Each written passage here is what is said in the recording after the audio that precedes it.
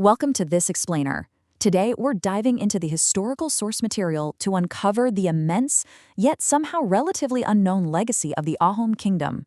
Now, if you think the greatest empires in history are only found in places like Rome or China, you are absolutely missing out on a society that engineered a medieval powerhouse unlike pretty much any other. Nestled right in the Brahmaputra Valley of what is now Assam, India, this was a kingdom that completely defined an entire region's history. It shaped its culture and engineered a society in a way we rarely see in the medieval world. And yet, for so many people outside the region, it remains a total mystery. Okay, let's dive into this. The central mystery we're unraveling today is this. How exactly did a small band of migrants, moving through a rugged, mountainous frontier, manage to build an enduring socio-economic engine? An engine so robust that it not only survived for 6 centuries, but actually successfully repelled the mighty, expanding Mughal Empire multiple times. The source material offers us a fascinating blueprint of state building, adaptation, and ultimately collapse. 1228 to 1826, 600 years of continuous, evolving rule. Just to put that into perspective for a second, that outlasts the entire era of the Roman Republic. It stretches way longer than the peak of the Ottoman Empire. According to conventional chronicles, this epic saga kicked off in 1228 when a Thai prince named Sukafa crossed the Patkai mountain range from a region in present-day China. Now, you might be picturing a massive conquering army, but our sources indicate he arrived with just about 9,000 followers. They were just a small group stepping into a landscape that was already inhabited by various communities and established political formations. So early on, this definitely wasn't a massive empire. In fact, they initially called their domain Mangdan Shunkam, which poetically translates to a casket of gold or country of golden gardens.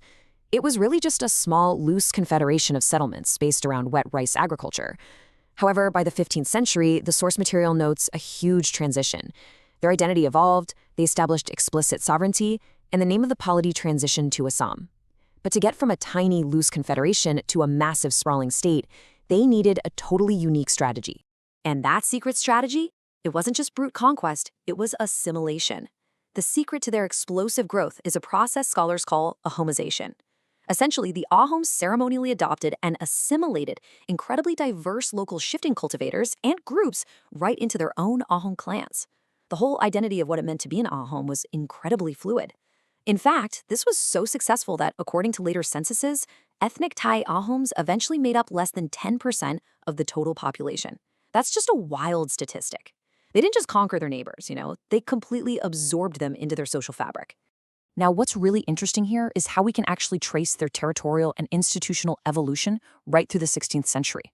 For a long time, they were just a small player on the board, but under King Suhungung, they expanded into Habung in 1512, and then, this is crucial, they annexed the Chutia kingdom in 1523.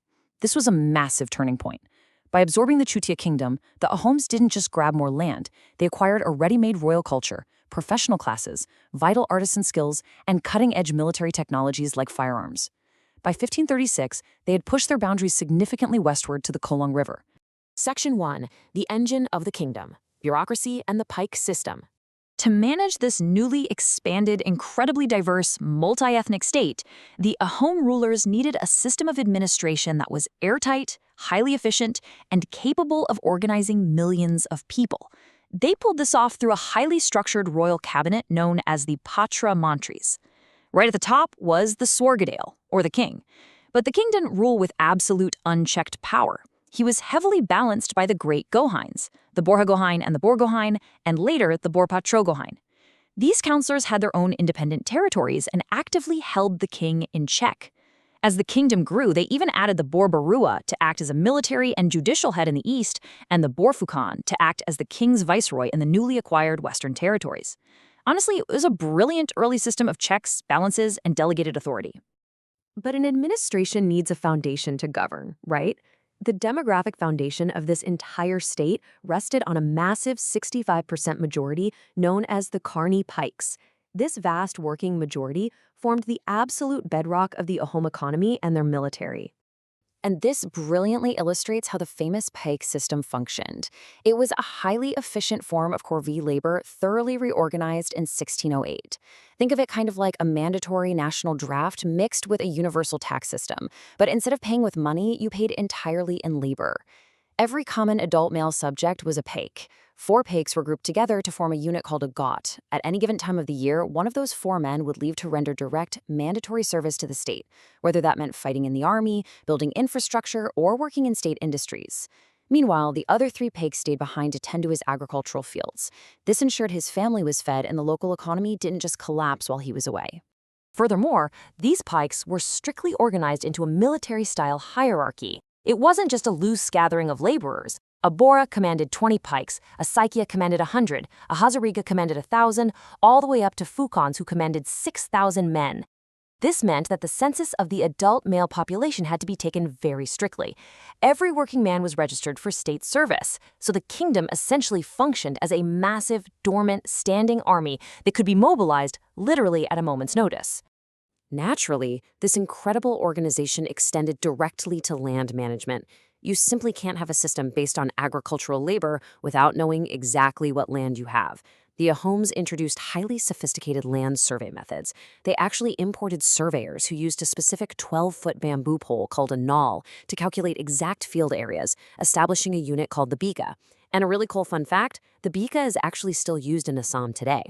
This meticulous recording, kept safely on paper and copper plates, ensured land was equally and fairly distributed among the pikes and nobles, completely cementing state control over the economy. Section 2. The Mughal Conflicts. The Ultimate Stress Test.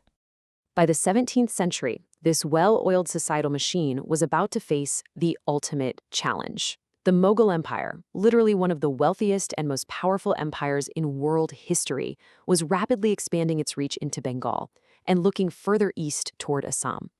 The resulting Ahom-Mughal conflicts entirely defined the century. Despite the Mughals briefly occupying the Ahom capital in 1662, the Ahom system proved incredibly resilient. Through the legendary Battle of Sarahat, and finally the Battle of Ichakuli in 1682, the Ahoms pushed the Mughals back for good, permanently fixing their western border at the Manas River. The pike system had worked. Think about it. A kingdom of farmers and part-time soldiers had successfully fended off an imperial superpower. Section 3. The Final Collapse. A system overburdened. But, history is rarely just a simple story of triumph. Here we see a truly tragic irony. The very administrative and labor systems that were responsible for the Ahom kingdom's 600-year survival, the exact systems that defeated the Mughals, eventually became the very things that tore the kingdom apart from the inside. By the mid-18th century, the source texts indicate the Ahom structure had become a heavily overburdened hierarchy with a dangerously weak institutional base. This culminated in the Mal Maria Rebellion, starting in 1769.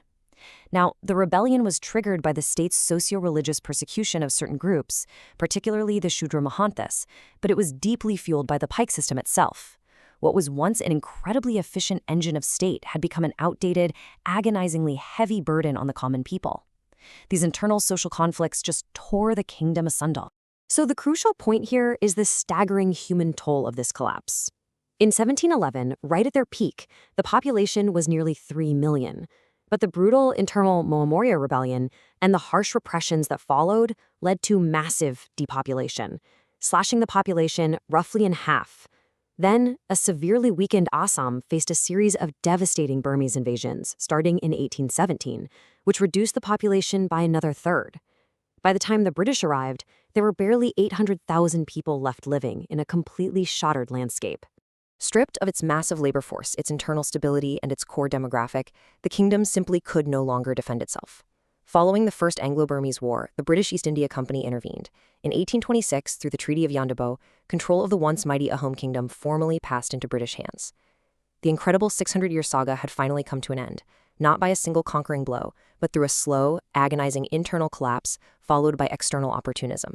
Which leaves us with this final, highly provocative thought. How can a society that survives 600 years of external threats, a society that literally repels the Mughal Empire, collapse so rapidly when its internal systems just fail to adapt to changing times? The Ahom kingdom is an absolute masterclass in the delicate, fragile balance between stability and stagnation. It stands as a profound testament to human ingenuity in state building, but also a really stark warning about the dangers of outgrowing your own foundation.